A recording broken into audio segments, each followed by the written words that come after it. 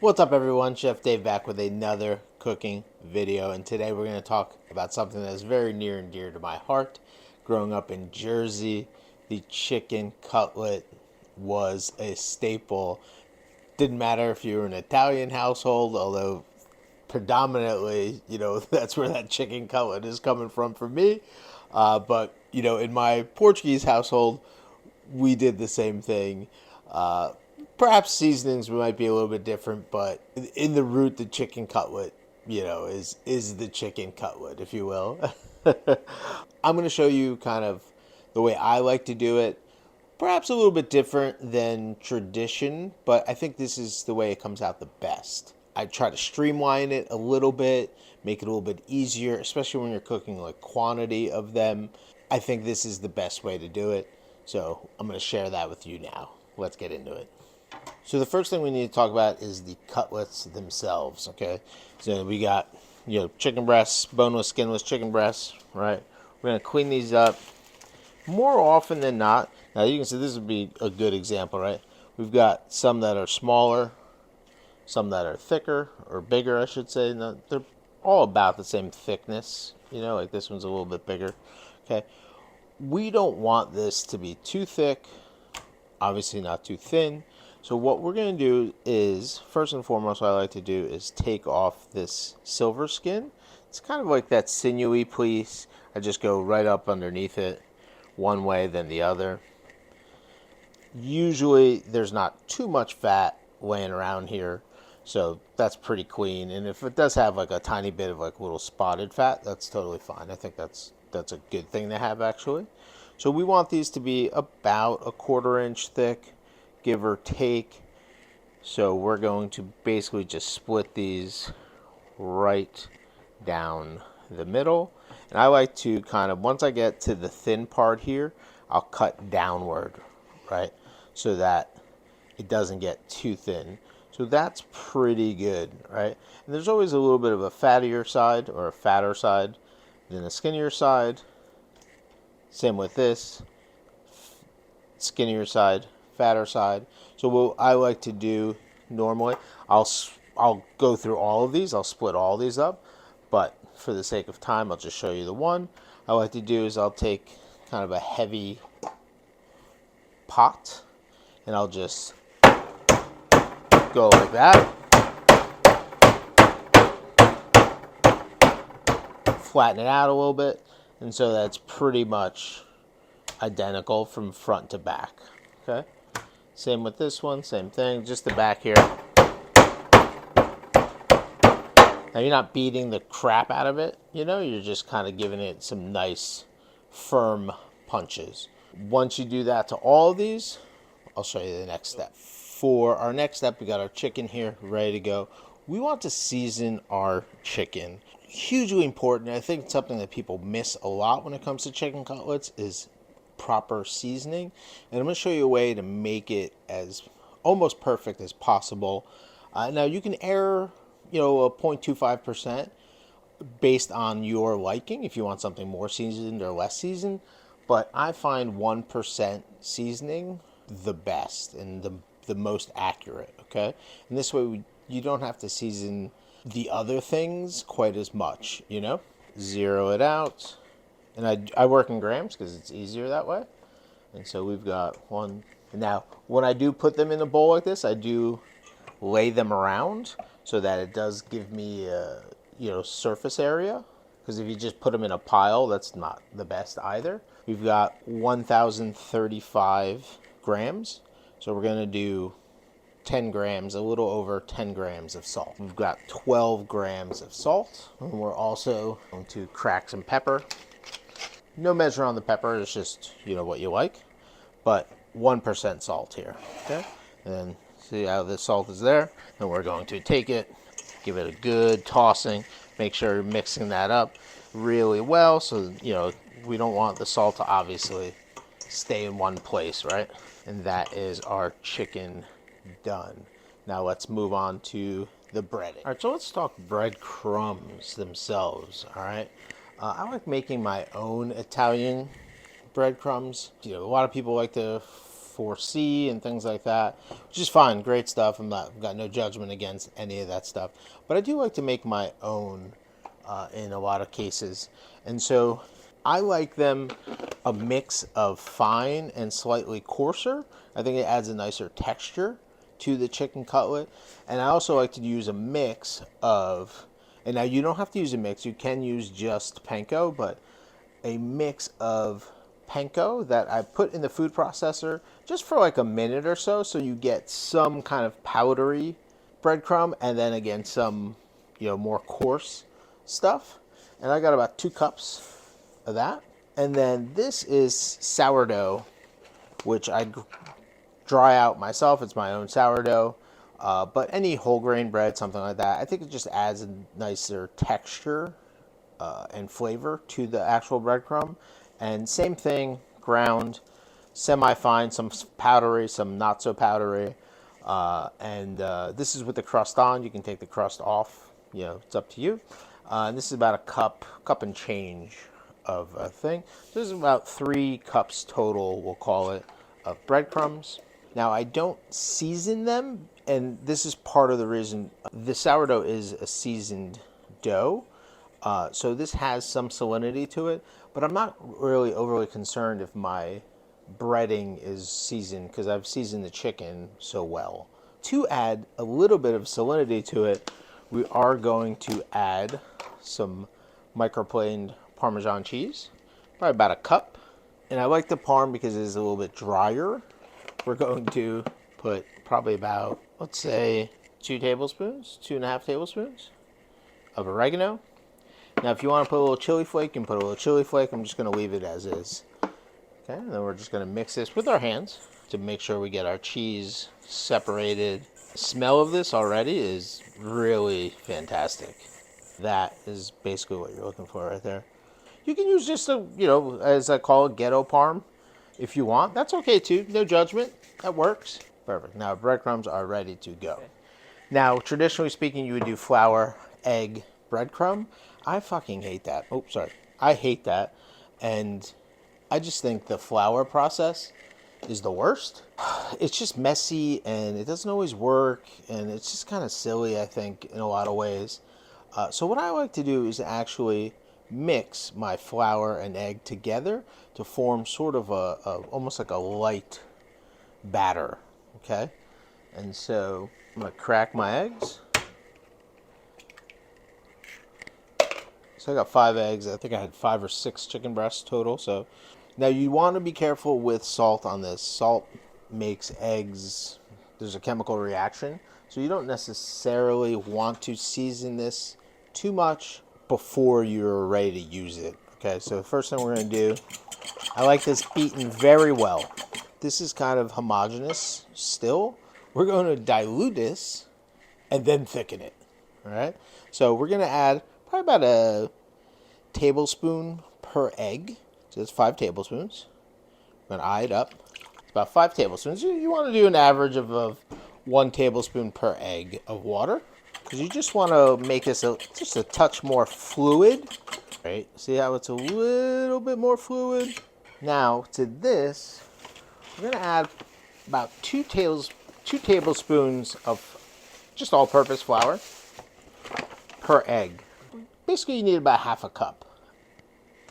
Right? About half a cup. Again, about 2 tablespoons per egg. You can use a whisk, obviously. Just try not to dirty too much stuff. Entering a pretty good viscosity right there. Okay. We obviously want to break this down. And I like to mix this kind of early so that the flour kind of absorbs into the egg and it forms like a real batter, if you will. And that's why I don't salt it early as well. See, it has that viscosity to it, but it's still thin, but it has that little bit of viscosity to it. Yeah, see? I like to set myself up with a sheet pan or something, with a little parchment on it. We got our flour egg mixture. Let's put this over here maybe. Counter or table space, obviously hugely important. Breadcrumb station. This way it gives us a wide surface that we can kind of work on. If you have something with perhaps a slightly higher sides, that works too. And this way we don't put egg into all of our breadcrumbs just in case we want to save that for later, you know? We're basically ready. Oh, we're going to season this now. Just a little salt. Don't have to go too crazy. Beautiful.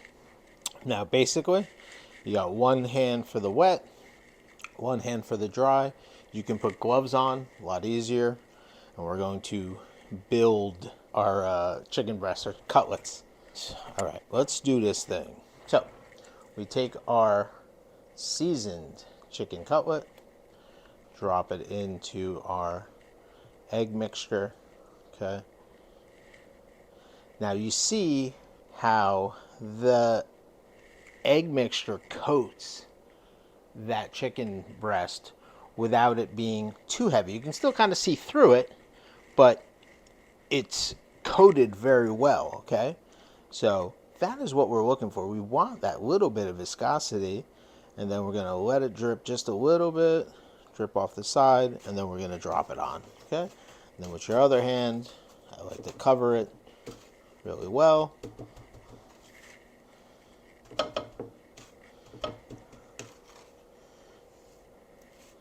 Flip it. And then at this point, you kind of just make an assembly line, right? You're in good shape here.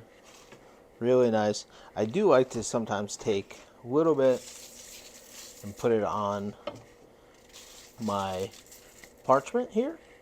Just because I think it adds, you know, a little bit to the, so it doesn't stick. And then shake it off and put it right there. Okay? Now, same thing. Now you're going to repeat with all of these until you're totally breaded. More time, nice. Shake it off. Boom, boom, boom. Cover it up. Great. And if you need more breadcrumbs, you add more breadcrumbs. All right. We'll bring you back once these are all breaded. All right, so we've got our chicken cutlets breaded, ready to go. We've got a pan getting hot over a kind of medium-high heat because, you know, we want to fry this up pretty quickly. And then the landing station I like to do on racks. I put a little towel underneath it just to absorb a little the oil that drips off. I don't like putting it directly on the towel. I think that makes it sog out worse. The whole point is we want to keep them nice and crispy, obviously. And we want to cook them in a manner that they get nice and brown, and they obviously cook all the way through. So your heat kind of matters quite a bit. You want to be just probably under frying temperature, but like 325 is probably your goal, you know, if you had to put a number on it. I do have a thermometer here that I think I could be able to check.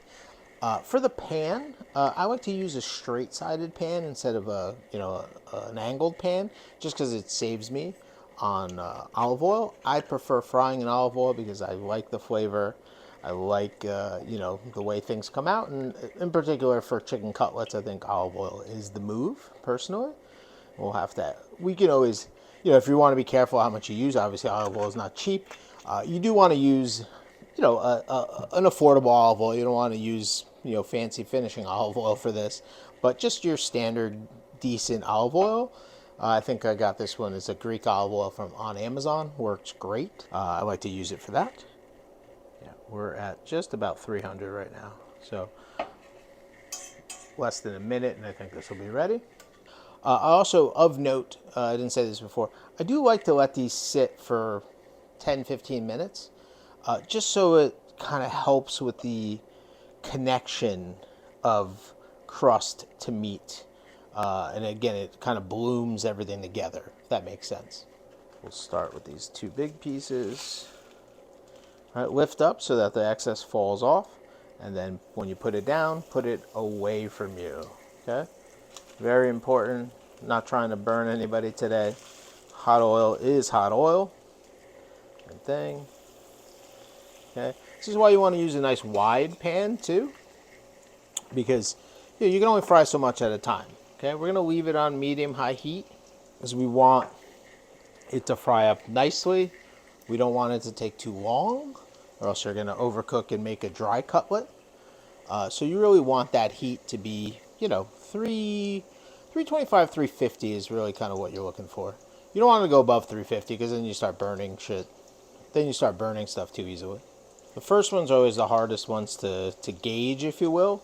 So I always say the first cutlets are the worst cutlets, but it really takes time sometimes to dial things in, you know. 90 seconds each side, basically. In 3 minutes, for the most part, again, the first ones might take a little bit longer, but within 3 minutes, you should have a cooked, nicely crisped chicken cutlet. It's been about 90 seconds now. Let's take a look. I mean, I can feel the crust underneath already. Oh, yeah. Almost. Might need, again, just because these are the first ones, you might need an extra second or two, but looking pretty solid. All right, here we go. A little flip. Look at that. Beautiful. Beautiful, beautiful. That's a wonderful looking chicken cutlet. Okay. Again, I think it'll even continue to get better as we go along here. As oil gets used, it actually caramelizes better, funny enough, until it gets to the point where it gets negative, 60 more seconds, 90 seconds total on this side, and we should have beautifully caramelized chicken cutlets. Perfect. I think we're in a good shape here. Let's take a look. Look at that. Come on. Come on. Fantastic. And we're going to go. Oh, jeez. So good.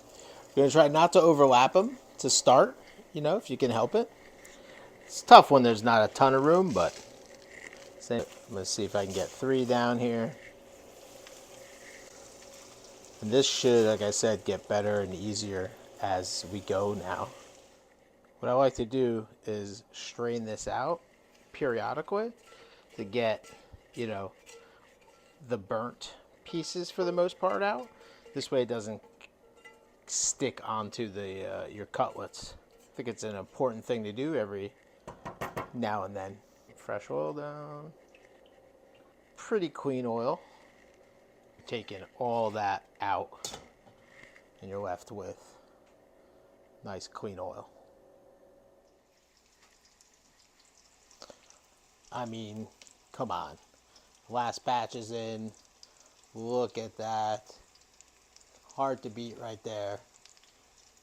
Fantastic. And that's it. I think this is the best way, simplest way to make chicken cutlets. It's still a process, don't get me wrong, but it kind of streamlines everything. It makes it easier on you to make lots of chicken cutlets. Thanks for joining me, everyone. If you're enjoying this content, make sure you comment, like, subscribe, ring that notification bell. And Chef Dave will see you on the next one. Peace.